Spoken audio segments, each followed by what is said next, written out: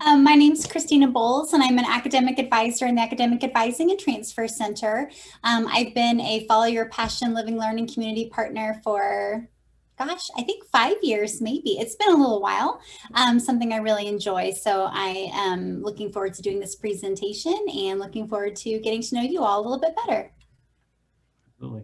And are you all seeing the screen okay? The presentation? Okay, great. Hello, everyone. My name is Todd Uklo, and I am a career resources specialist here at Missouri State University. So I have the privilege of working in our career center, assisting students with their overall career development, whether that be searching for jobs and internships, creating resumes and cover letters, or even just helping them figure out what they want to be when they grow up. So that's a lot of what I do here on campus. And so I've been in this role for about 7 years now, which is kind of crazy to think about, but love every day of it. So, well, awesome. Well, Christina and I are here tonight to chat with you all a little bit about a concept that we think is good for students or anybody, honestly, to consider when it comes to discovering maybe a career path or interest that might be a good fit for you. We call this presentation what fills your bucket, and really we'll talk a little bit more about what that means here in a bit, but essentially the goal of our presentation tonight is to help you just discover a little bit better what some of your motivations might be and how that might lead you to career success. A lot of times people might associate filling your bucket with the term like passions.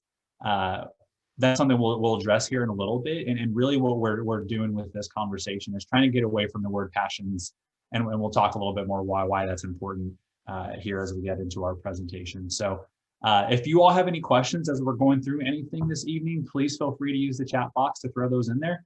Or if you feel comfortable, you are more than welcome to unmute yourself and ask any questions that you might have. We're totally okay with that too. I just know some people feel awkward talking on Zoom. So if that's the case, we still want to answer your question and make sure you put that in at least the chat box there. So that's great.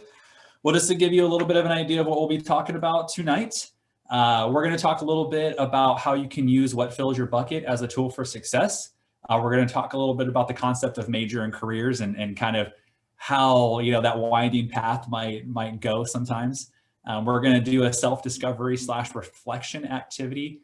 And then Christina and I are going to share some steps to help you with taking what you learn about yourself tonight and moving that forward. I always like to tell students that obviously you can't plan your entire life in a 45-minute session. There's a lot more things that go into it. So we're going to at least give you the basics tonight and help you learn about ways that you can kind of progress after you participate this evening. So. All right, so I kind of want you all to be thinking about this slide and think about which one you think is accurate, that you select a major first and then you decide on a career, or maybe you decide on a career and then select a major.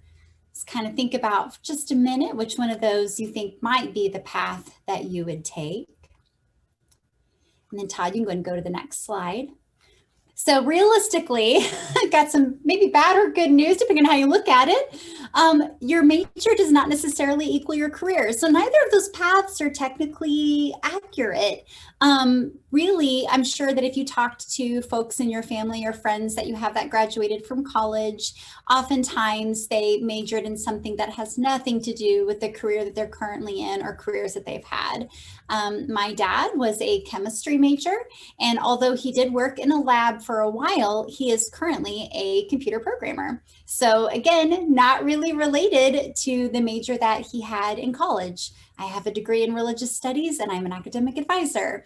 So it's not necessarily a linear path. It's kind of more squirrely. You'll take some turns and maybe even some what feels like backstepping to ultimately wind up in your career of choice, and it doesn't always connect to your major. There are some exceptions, and those would be things like nursing or education. If you want to be a teacher, an education major is obviously the best choice. Something medically related or something very technical, you would want to pursue a major in that area because of the information that you'll gain in that major. Go to the next slide. Okay, and Todd, I think this is you. Yeah. So like Christina mentioned, our path from college to career can be pretty nuanced and be a tough one to follow in a very strategic, orderly fashion. And so one of the things that, both Christina and I do a lot in our roles is helping just students to identify tools and ways that they can help to make that process a little bit easier. And so I'm a big fan of analogies. I'm a big fan of learning about ways that you can kind of do that self-reflection and learn more about yourself. Because what we know is that the more you know about yourself and the more that you discover about yourself, the easier the process is in choosing a career and or a major that might fit you well, or that might be something that is going to lead you to success after you graduate from Missouri State University. And so one of those things, and there's lots of different ways to do that. I teach an entire class on campus called IDS 120, which is exploring careers and majors. And we take a lot of different paths and a lot of different approaches to self-discovery. But for tonight's presentation, we're focusing on this concept of filling your bucket, like I said before, and your motivations. I mentioned a little bit earlier about how we're trying to get away from the term passion. One of the things, that we hear about when people think about like, oh, what are you, when they hear the question, what are you passionate about, is that can be a really loaded question, right? When we hear the word passion, I know a lot of people automatically, like me, for example, especially when I was in college, it's like, well, what are you passionate about? I'm like, well, I don't really know. I haven't lived enough life to really know what I'm passionate about. And so when you come to college or when you talk to family members or whatever it might be, they're like, well, just find out what you're passionate about and just do that. Right. And we all know that like, it's a little bit more complicated, a little more difficult than that. Right. And sometimes what you're passionate about may not be a good fit as far as a career wise goes.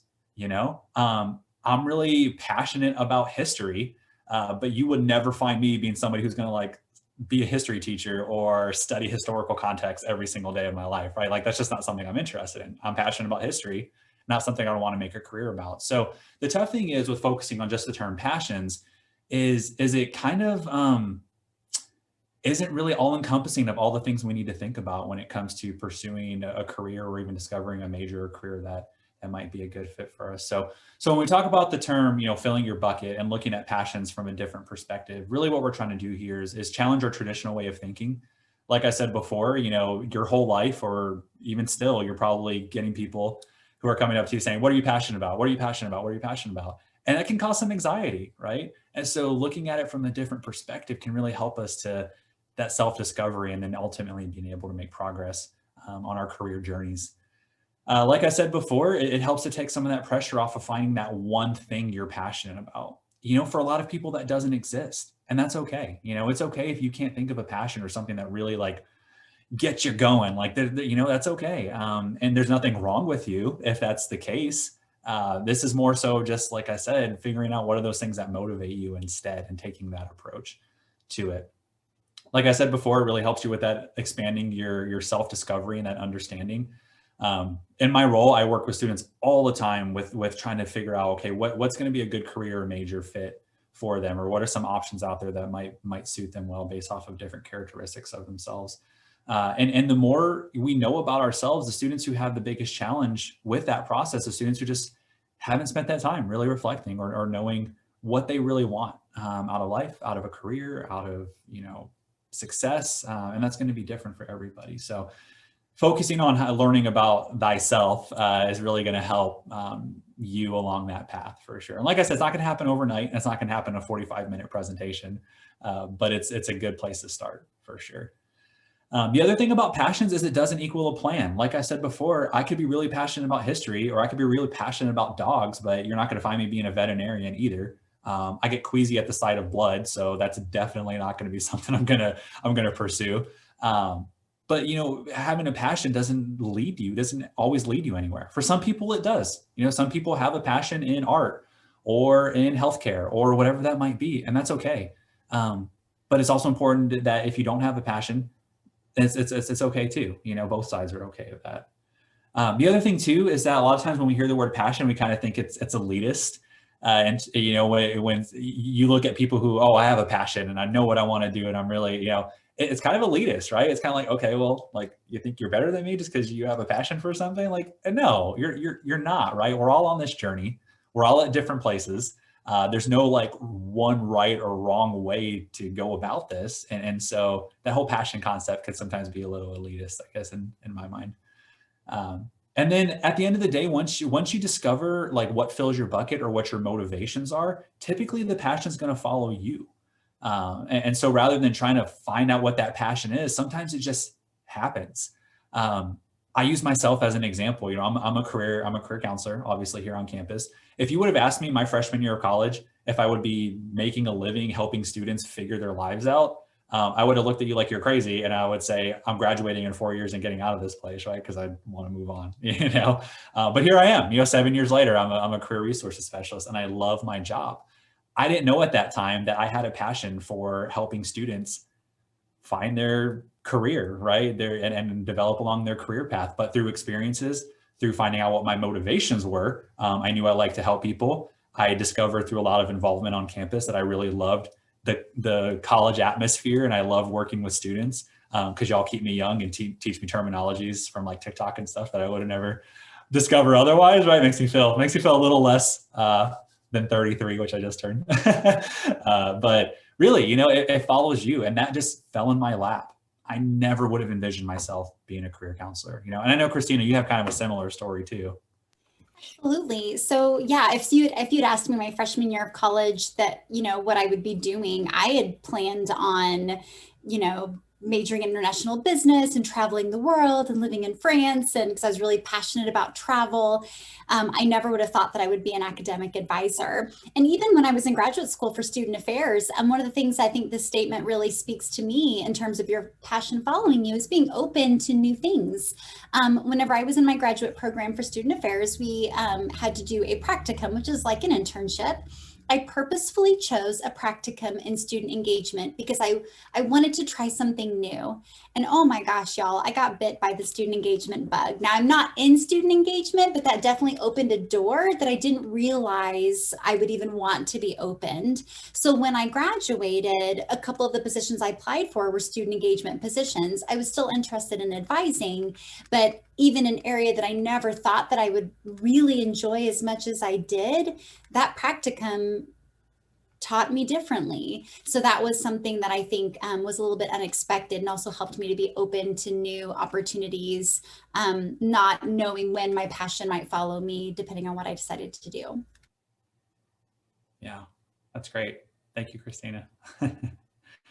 Yeah, so I hope you have a little bit of understanding, and this kind of sets the framework for why we're kind of trying to get rid of the term passion and focus more on this term that I'll talk about here in a minute. It's called, you know, what fills your bucket, right?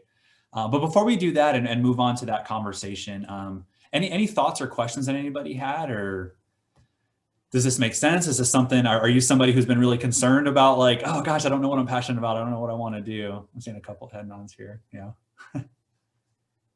Any thoughts or questions that you have or anything? Okay, that's fine. I really liked how you talked about the following a passion kind of seems, you know, kind of feels elitist because it's almost like if someone has a passion and they know what that is, you almost kind of feel kind of sheepish about it. I also think of it from this perspective too, that like, you know, imagine your passion is music. There's some sacrifice to pursue a career in music. And some folks may not have the opportunity to like move to Nashville and make those connections and all of those things that, you know, can help someone in that career path. But it doesn't mean that you can't follow that pursuit in other ways. So I think also if you are passionate about something and you feel really strongly about something and you don't make it your career, that's okay. I love advising. I wouldn't consider it what necessarily fills my bucket, which we'll talk about more later. But there's so many other things in my life that fill my bucket, and advising is just part of who I am. So I think that's kind of another way to look at it as well. Yeah, that's a good point. And I use like one I hear a lot from students. I work a lot with business majors. So a lot of business majors, they're really concerned about income, right? And so I'll have students who will come in and I'll say, hey, like, what do you want out of a career? What are some things that motivate you? And they say money, right? There's nothing wrong with that. And some people are okay with saying, hey, I would much rather pursue financial security than I would pursuing music, right? Because I know that's going to be a little bit more challenging to be financially secure. And that's okay. There's no right or wrong answer. And a lot of times when students say that, they kind of sink down in their chair and they're like, money, like I want to make a lot of money. I'm like, that's okay. Like there's nothing, be proud of that. The more you're able to come to terms with those things that motivate you, the much happier you're going to be and be able to find something that you really enjoy. And like Christina said, maybe your career is working in banking, but then on the side, you played a band at some local, bar or something in town, because you really enjoy music. Like that's a still way to pursue those interests. And so it's not a one size fits all, and there's no right or wrong way to go about it. So cool. So what we're going to, or I'll talk a little bit more about what fills your bucket. So, and then we'll go into our activity that we'll have here. So when we talk about the term filling your bucket, this is something I use a lot with students in terms of like thinking about like motivations, right? And so the term filling your bucket is what are those things at the end of the day make you feel satisfied? What are the things that when you look at what you did throughout that day or in the work that you're doing, what makes you feel like you accomplished something? So we call that your bucket, right? Sometimes you can kind of feel like maybe you say your heart is your bucket. Like what fills your heart? Or what are the things that motivate you to want to exceed expectations and to do the best that you can to your abilities?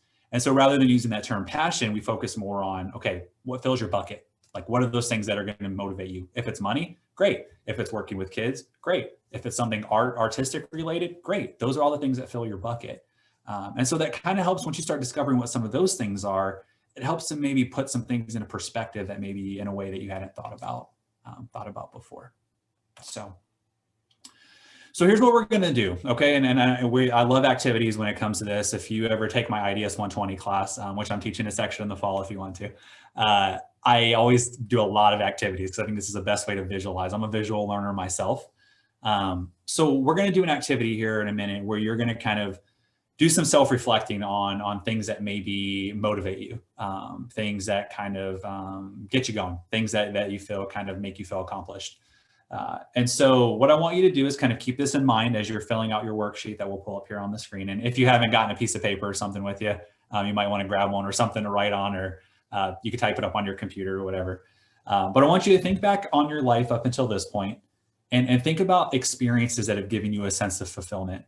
Maybe it was you did a volunteer opportunity for Convoy of Hope, and that experience really made you feel like motivated and accomplished. So think about some things that, some experiences that you might have had in your life. Think about times when your talent or skills met a need. So what we mean by that is like, if you are really good with talking with people and you had a friend who came to you that was in a really like dire situation, you were able to help them work through that. Well, you had a skill set for listening and empathy, and were able to help that individual through that issue or whatever the dilemma is they were in. Think about what types of activities make you feel accomplished, like I said before.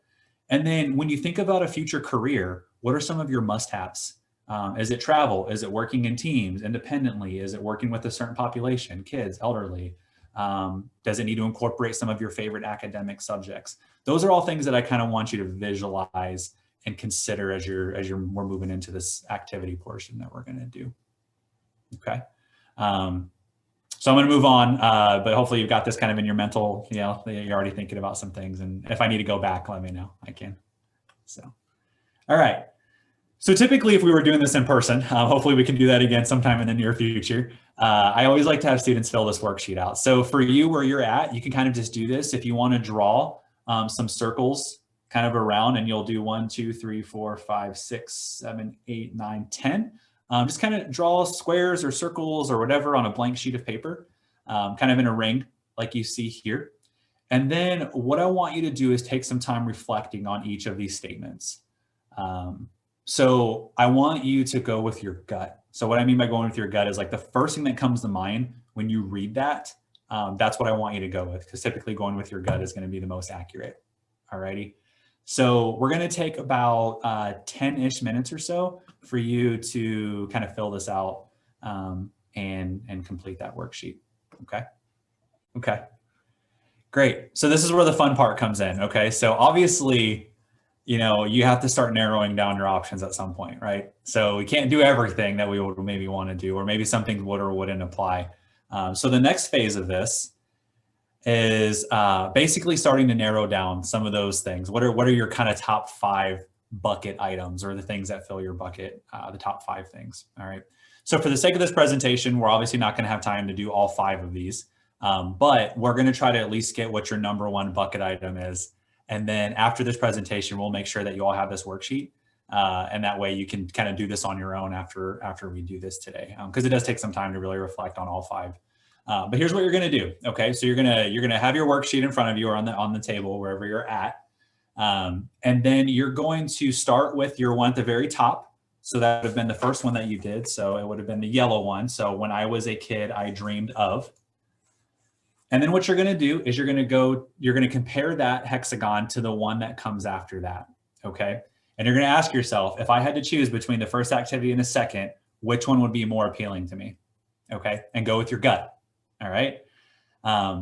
So once you have your answer, so if you pick the first one, then you're going to go ahead and put your finger on the winner and compare that choice with the third activity. Does that make sense? And you're going to kind of go around until you end up with your number 1. All right.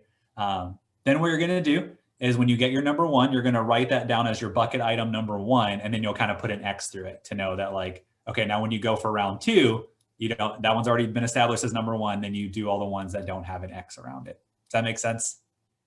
Okay, cool. So we're just going to focus on number 1 for now, just for the sake of time. So I want you to go around your hexagon or circlegram or whatever you did, and just try to see if you can discover or narrow down what your number 1 is. So like I said, what you would do after this is kind of go through and do all 5 of your items to get your top 5, but we're going to focus just on this number 1 for now. Okay, like I said, for the sake of time. So I'll pass it off to Christina next, kind of for the next portion of it. And Christina, if you want to do breakout rooms, we can, or I don't know how you want to, if we have a small enough group, or I don't know what your thoughts are on that. I think we have a small enough group, and probably just for the sake of time, because we've only got about 10 minutes left. Okay. So we probably won't do breakout rooms. Everyone can probably breathe a sigh of relief. So instead, let's just do some kind of open discussion. And if you feel more comfortable with the chat, you can throw it in the chat. Otherwise, just unmute yourself and feel free to speak up to the group, since we have a little bit of a smaller room. So smaller group rather. The first question is, did the results surprise you? Why or why not?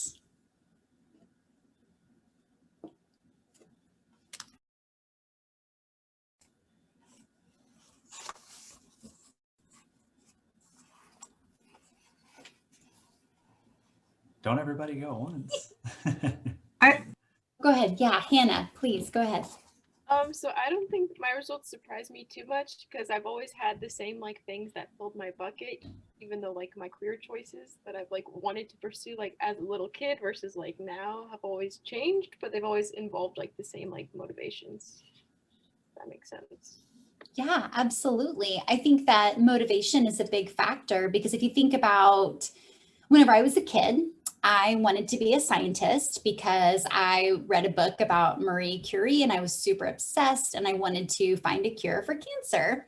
And ultimately, my goal, my motivation was to help other people. Granted, I am not curing cancer as an academic advisor, but I help people every day. So, Hannah, I think that's a really good point. Your motivation might look different, but I think it ultimately can be, the things that you are excited about, and also your career choices could still be rooted back to the same thing. So, yeah. Awesome. Did anyone, so you kind of hit on that second one, thought the result was accurate. Did anybody have an opposite experience, just really surprised, or maybe thought that what they came up with wasn't exactly what they would have expected?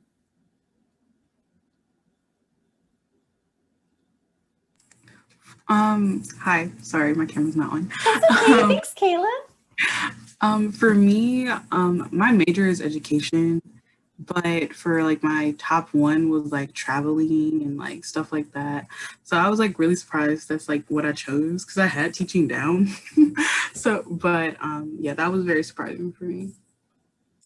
I think one thing that could be very beneficial for you is, particularly if you land a teaching position where you have more flexibility during the summer, is you have the ability and time to travel. So I think that might be a little bit of a surprise. I don't think that this means you should just change your major to something else, but I think that the flexibility of the career that you might be choosing could potentially give you more time to pursue travel. And speaking as someone who originally wanted to go into a job where I did travel, I had a position working for a produce marketing company for 2 years, and I got to do a lot of traveling for that job. I went to Washington, D.C. I went to beautiful Asheville, North Carolina, which actually is beautiful. I just was not expecting it to be as wonderful as it was.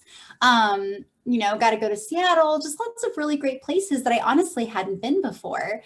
I did not enjoy it as much as I thought I would. Instead of traveling for leisure and being able to do things that I wanted to do, I was working. I barely left the hotel room. So I saw the airport, the hotel, and maybe my, at that time, taxi driver, because this was pre-Uber. So when I realized it wasn't quite as glamorous, I was very thankful that I didn't choose a career where I traveled. So maybe that still does kind of make sense. Yeah. Well, and Kayla, too, there are a lot of opportunities out there to teach abroad, and if that were something you really wanted to combine with your education, I've known numerous students who have done that. And sometimes it's a short amount of time. Sometimes it's a year or 2 years, or other times they do it for longer than that because they fall in love with it. So. Yeah, absolutely. Thank you. Yeah. Yeah, thank you for sharing. So so based on what's filling your bucket, have you had opportunities to explore those interests? Hello. I'm a marketing management major, but the thing I chose was that when I was a kid, I really wanted to be an author, and those don't overlap a whole bunch. So sophomore year, I took a creative writing class just to kind of dabble and see how that might happen if I were to switch majors. I didn't really like it because there's a lot more rules than I thought. I stuck with business, so yes, but I still think about how I always wanted to be a writer. Yeah. I think that's so good, Sarah. I had a similar experience where I really wanted to go into criminology because I watched CSI, and I was like, I love CSI, my favorite show ever. And then I started finding out you have to take chemistry and anatomy and all those classes, and I was like, maybe I don't want to do that. So yeah, that's a good point. I love that. I think that's why we'll talk about ways to explore, but that's why exploration is so important, because my situation with the Office of Student Engagement, my practicum, that worked out really well. I was like, oh, I could totally do this. I love this. And in fact, my top bucket or my top passion or top interest was meeting people and making connections. That happens a lot in student engagement. And so that was the runner's high question for me. And I really experienced that a lot with that particular practicum. But conversely, I could have done the practicum and decided, much to your point, Sarah, that it was not what I expected. And I think ruling out options is just as effective as finding what you want. So I think that's I think it's still a good experience, as long as no dreams were crushed. That's what we want to avoid. But yeah, great. That's a good point, Christina. You're never going to know unless you try it, Mm-hmm. And I think that's super important. Yeah, just got to keep an open mind. I always think of it's a little bit of an older movie, and I don't know, people have mixed feelings about it, but I love it. Yes Man with Jim Carrey and Zooey Deschanel. Basically in the movie, he attends this seminar where he has to say yes to everything. And he's the kind of person who wouldn't usually do that. He's very, cautious in his life. So he starts saying yes to everything, and just the experiences that he has and the things that he does. It's a good movie, I think. But I always think about that when I think about trying new things. Would Jim Carrey and Yes Man do this? Yes, he would. He would go to a Harry Potter marathon, even though he doesn't like Harry Potter. Great. Yeah, I guess last question, just real quick before we move on. So what are some other ways that you can explore? So Sarah, you mentioned taking a creative writing class. So any other ways that you can probably explore some of these interests that might have surprised you?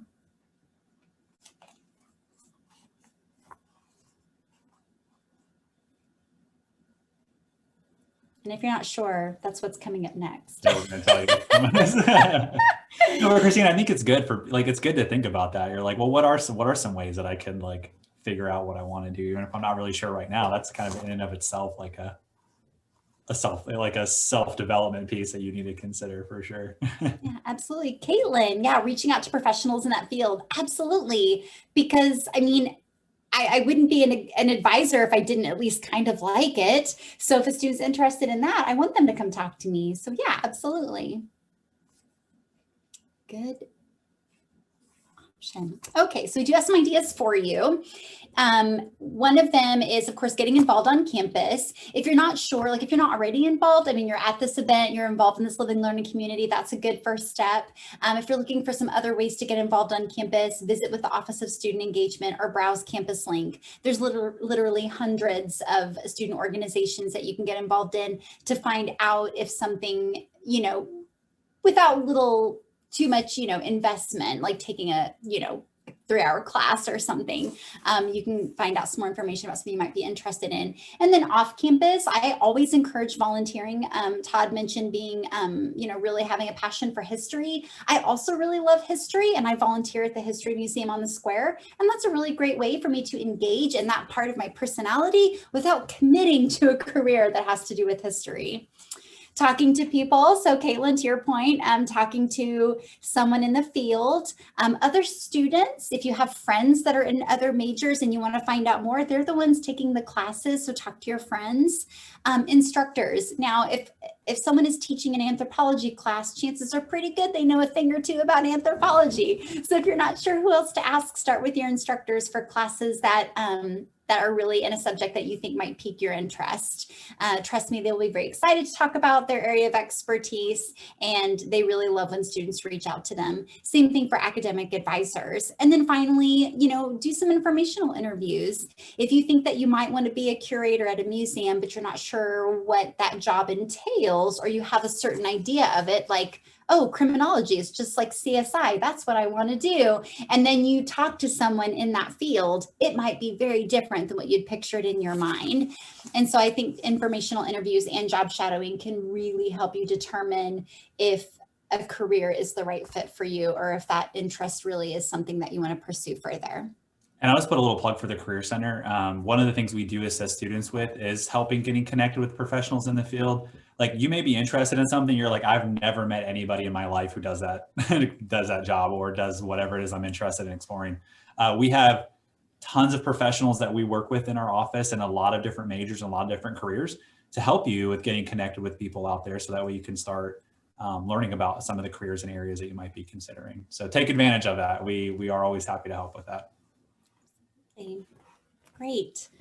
The Academic Advising and Transfer Center, we have, that's where I work. So you can meet with one of us if you're undeclared, or if you're wanting to look at some different options for majors, because we are, our expertise is in helping students choose a major in addition to our academic advising in terms of classes and things of that nature. We also have a majors fair every fall, so be on the lookout for that. It usually occurs in September, kind of the 3rd or 4th week of the month. What that is, it's an opportunity for you to one-stop shop pretty much every major at Missouri State. And so I definitely encourage students to attend that. We also have a website for undeclared students. If you go to the Academic Advising and Transfer Center website, there's a tout that says undeclared students. If you click on that, it takes you to our page dedicated to undeclared students with some resources to help you look at different options for majors. And the last thing I have to say is it's okay to be undeclared. You might get some flack from family or friends if you are. I feel like sometimes that comes with a little bit of a negative connotation. But the good news is that you are just actively exploring different options. You are doing the research necessary to make the right choice. And so it's perfectly fine to be undeclared. It is a major, so you can tell people that that's what your major is and say it with pride. So it's totally okay to be undeclared.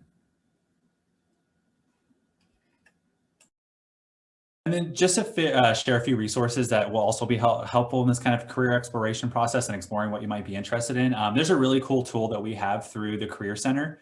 And if you go on careercenter.missouristate.edu, and then we have like a tab for students on the left-hand side that if you're trying to explore majors and kind of career development, you click on that and it'll take you to a page that has what can I do with this major listed.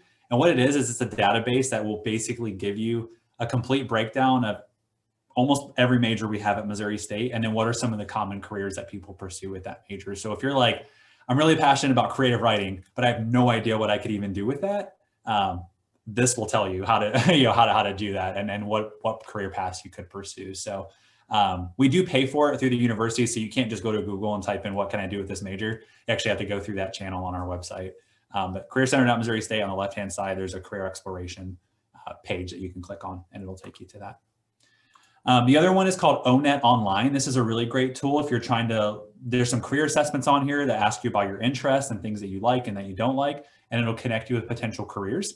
What's also really nice about, and it's called onetonline.org. What's also really nice is they have plethora of information about any career that you might be interested in. So if you really are interested in physical therapy, for example, you can type in physical therapist and it will probably give you more information you would ever even care to know about being a physical therapist. Salary and what would you do on a daily basis. There's even little job shadowing videos that you can watch. So a really good tool for that career exploration piece there.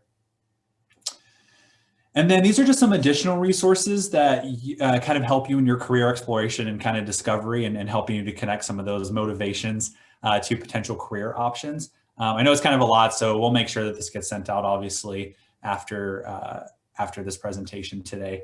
But these are just a few that can help you with exploring those options and those career opportunities. The other thing too, and again, plugging for my office, like that's what we do in the Career Center. And what's really great about how our office is set up is we have a career counselor that's aligned with every college on campus. So like I work primarily with students in the College of Business. We have somebody for arts and letters, somebody for education, and all the other colleges on campus. So take advantage of that. We do have career assessments that you can take to kind of help you with that. And again, it's free and everybody likes free, right? So come learn a little bit more about yourself and we'll help you discover how to connect some of these interests and motivations to some potential careers and majors that might be a good fit for you. But these are just some research and tools that you can kind of do on your own. So yeah, and then there's kind of the action piece, you know, learning about yourself is only so much. So you have to take some action, obviously. So, and Christine, I think did you want to talk a little bit about this? Or? Oh, I kind of touched on it earlier. I can't stress enough the volunteer opportunities in order to find out if you are excited or passionate about something. So work with the Center for Community Engagement for that. And then professional organizations. If there is, like, for example, as an academic advisor, there's a professional organization, NACADA, that I am a part of, and I was a part of as a graduate student. And that was a really great way for me to do some reading and some really in-depth research into advising before committing to a career in advising. Great. So hopefully you all learned just a little bit about yourself. Again, this is just getting you started in the conversation. I always tell students that we can't plan your entire life in 1 or 2 meetings or 1 or 2 presentations, but really starting somewhere is really the goal here. And that was kind of the hope for tonight, that hopefully you learn just something a little bit about yourself and then ways that you can take that information and actually do something about it and make some progress towards discovering what fills your bucket and what motivates you.